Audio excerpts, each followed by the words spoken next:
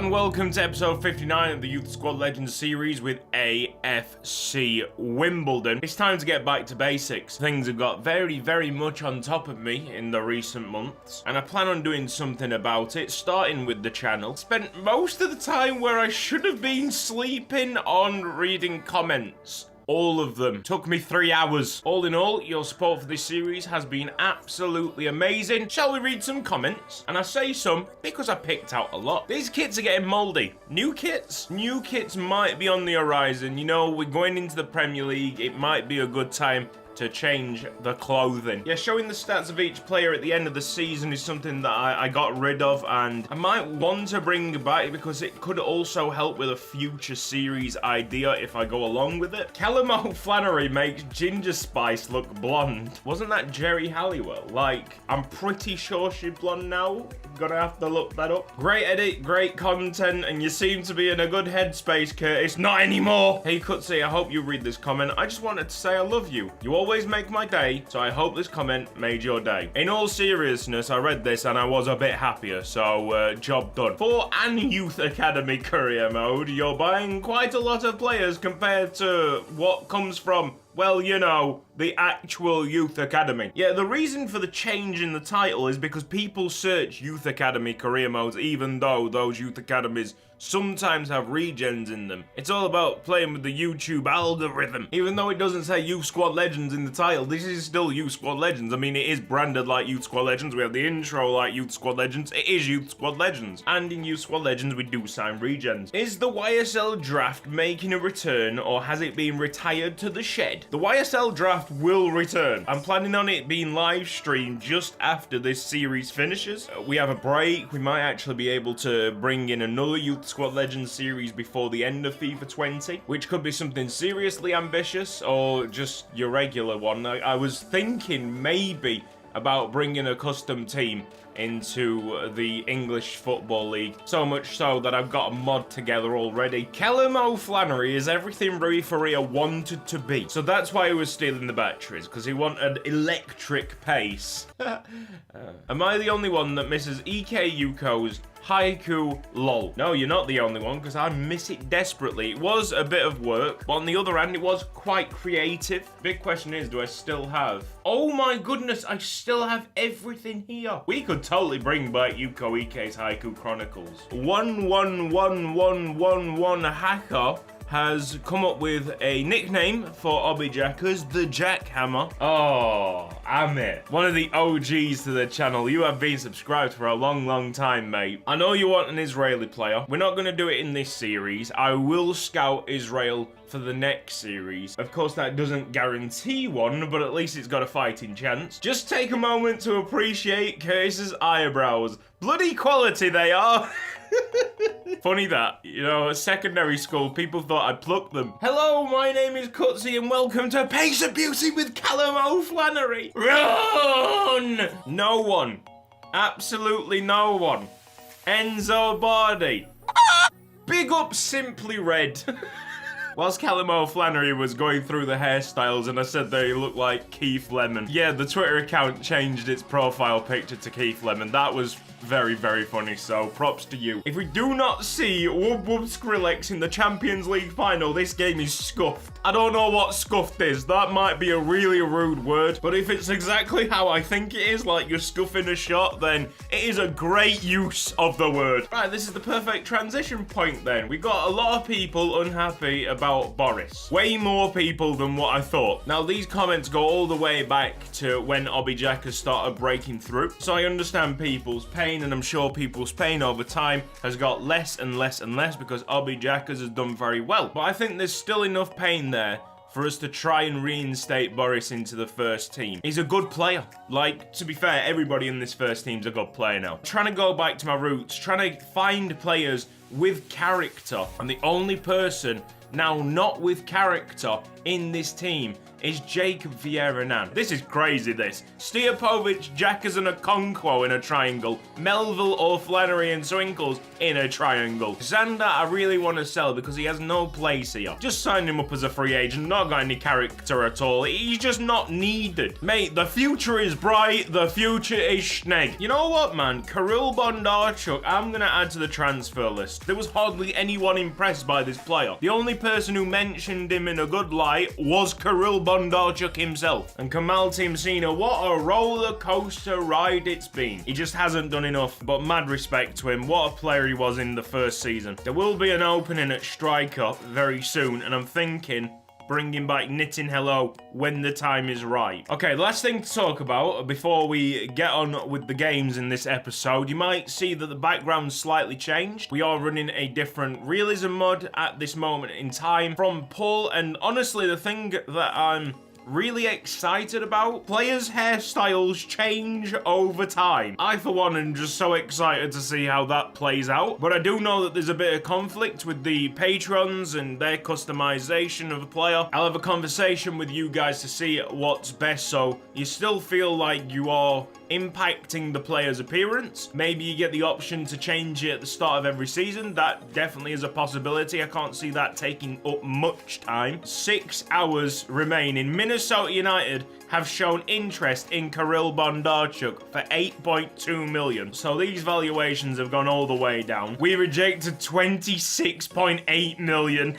In one of the worst pieces of business I've ever done, I am going to accept that offer of 8.2 million from Minnesota United. I feel sick. Transfer offer coming in from FC Tokyo. Kamal Timsina, offer of £860,000. We will accept that. Bondarchuk has gone. Good luck to him at Minnesota United. I'm sure we'll see him in an MK Dons shirt in the near future. And that's Kamal Timsina sold off to FC Tokyo. I do apologize if either of those two players were your favorites. I've just gone straight to play match one. Absolute clown. Well, here we are. These are the two lineups. Cardiff against Wimbledon. I've been doing some work to the sliders. V1.1 updated in the description of that slider video I put out on Saturday. There's actually been a tide change on Dalibor Bekic recently. I think he's absolutely tremendous. Others think that he's part of the problem and not part of the solution. Dalibor Bekic with the block. Thank you.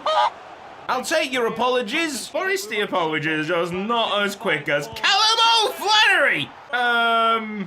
Yeah, another wonderful, wonderful goal from Callum O'Flannery. The technique on that. Big time hole. Need a massive save from Enzo Barney, maybe. Well played, Dalibor Bekic, and a push away. Yes, that'll do. Well done, Enzo Bardi. I mean, it's a little bit dangerous, but you got away with it. Oh, goal keeps. Hey, well in. It seems like Okonkwo is part of the defense now. Oh boy, help.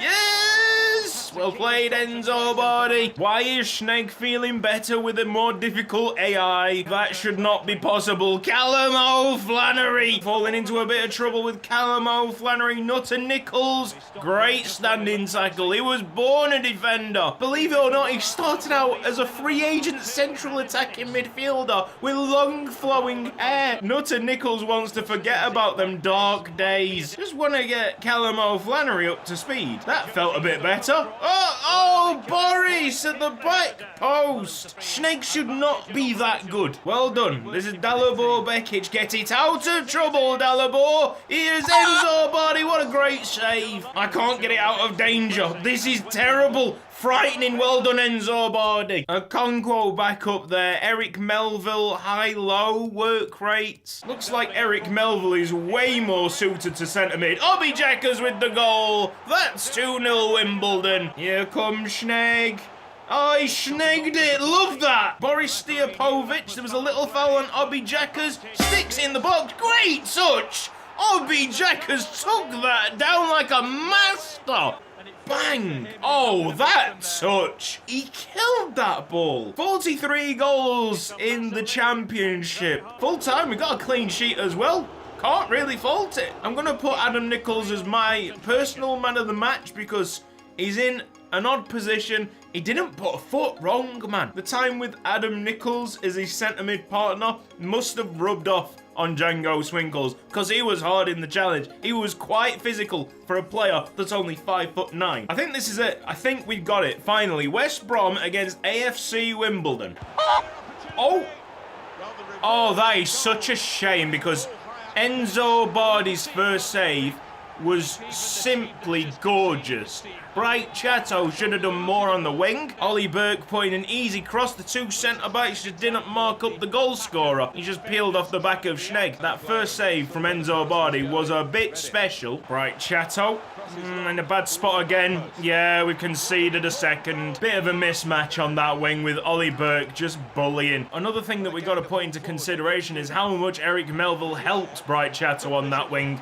Can Boris Steapovich replicate it with 3-0 down? It could have been much worse. We never got going. West Brom, definitely the better side. I'd like to see our stats. We had 1 shot on target all game. Wow. Points gap between Wimbledon and Leeds is 5 points, and I think that's the same as what it was at the start of this episode. So, no real harm done with that loss. AFC Wimbledon against Middlesbrough. Oh, yes. The white ball on the snow. True innovation there by EA. Let's quickly get back to winning ways. A positive game here for AFC Wimbledon. I want some shots early on. Obi Jackers 1-on-1. It's a foul. A clear foul. It's like a 30-yard free kick. £100 on the line. Ruben Cook just gonna bang it. Give it a little dip. Go on, Ruben. I mean, he's banged it. We're struggling breaking down those lines, and now it is a 2-on-1 chance here for Middlesbrough. Dalibor Bekic showing the inside way too easy. Go on, Obi. 1-on-1 with the defender. Obi Jackers brushes him off, and there's a finish. Wimbledon 1, Middlesbrough 0. Ball from Adam Nichols to Callum O'Flannery. Now, can anyone catch up? Yes, with a knock like that. Oh, gets it. Back heel's awful from Luis Trevezza. Honestly, can't see another goal being scored. Come on, Enzo, quicker than that. Quicker. Get back into your net now. Well in, Adam Nichols! Oh, mate, we have been so good in defence. Rejoice, the people who wanted a more realistic game. It's the first time we've won 1-0 for absolutely ages. Hey, there it is. A Huddersfield game on the 12th of November. They haven't really got any great striker options, so we're putting Jan Albrecht up front for Hull City in this final game of the episode. As for us, we've returned to full strength, so fingers crossed we get a bit more entertainment than the last game. Although it was very satisfying, I don't want 1-0s every single time we play. Oh, thank you very much, Mr. Hull City groundsman. This is a feast for the eyes, not a drop of snow in sight. I think after experiencing this episode, the game speed's probably going to go back to normal. Love the fact that the ball's heavier on this game speed, but then there are too many downfalls, especially the reaction time of the players, whereas Ultimate seems very much unfazed. Go on, Obi Jackers. Ball there. Okonkwo!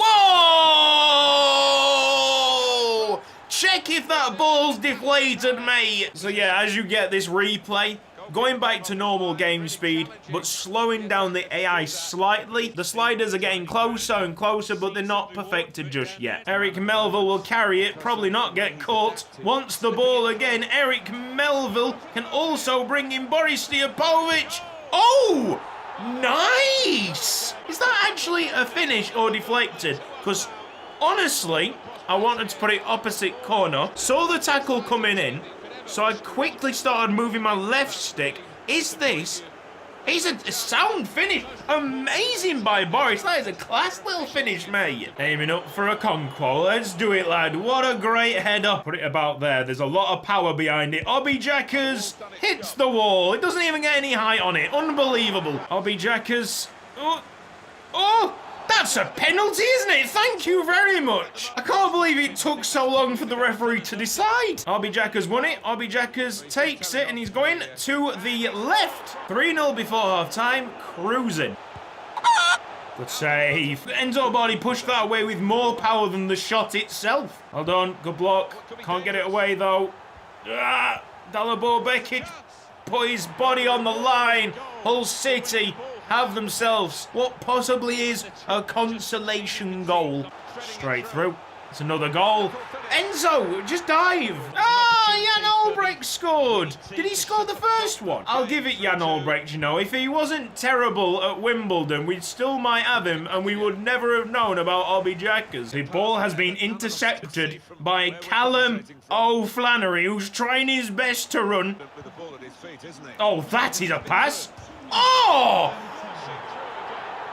Oh! Callum O'Flannery's just played the assist of the series, I think. That was insane. Check this out on the replay. No one expected Django Swinkles to be popping up there. It's just another example of how useful Okonkwo is in scenarios. Insane fourth goal. Callum O'Flannery, very quiet, and I don't think it's his fault. More the fact the game speed just killed him. But that's something to remember him by. Someone that doesn't usually have an end product certainly did then. I think Leeds have handed us the title. They are 10 points back. This has been Cutsy. Thank you ever so much for watching this episode of Youth Squad Legends. There'll be more of your comments next episode. I've got them all stored up. If you've enjoyed this episode, then please give it a like. If you're not subscribed around here yet, then press the red box down below and the bell icon for mobile notifications. I will see you next time.